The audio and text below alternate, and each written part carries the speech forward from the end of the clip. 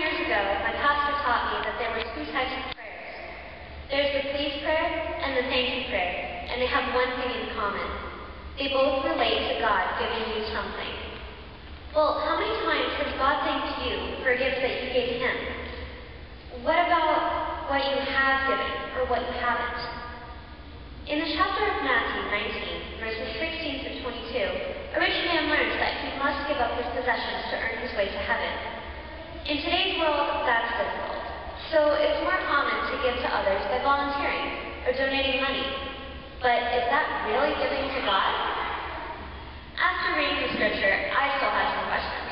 And it was challenging to put my thoughts into words for all of you to hear today. So I asked some of my friends about what they had given to God.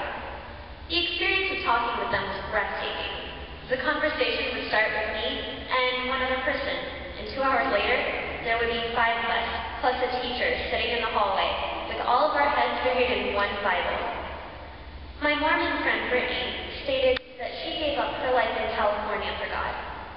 She had everything she had ever wanted: friends, family, a great house, but her sister was starting a new life in Arizona, just as Brittany was becoming a junior.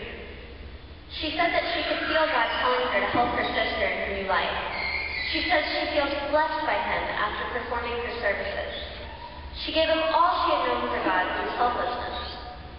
Have you ever given up something or someone for Him? I gave up someone that I loved for God. He was my best friend, and I had known him for such a long time. We were really close. He wasn't a believer, though. In youth group, one of the leaders taught us that if a believer stands up on a chair and a non-believer stands below and tries to pull you down, the non-believer has the advantage. This is what was happening. He made me question my faith, and I knew I had to put an end to it. I had to decide who I wanted to stay with, God, or this guy I've known for a really long time.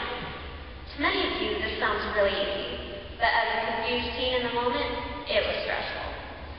I knew what I had to do. I could not stay with him. He made fun of all I believed.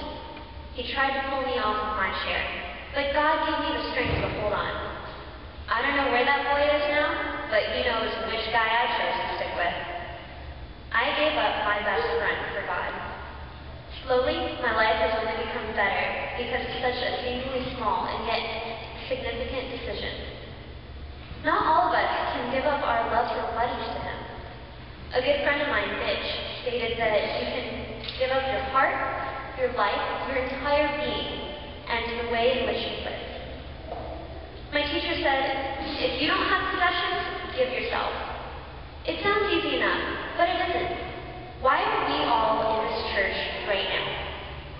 If you ask me that question, I would reply by saying that I was here lifting my heart to God with my Christian family.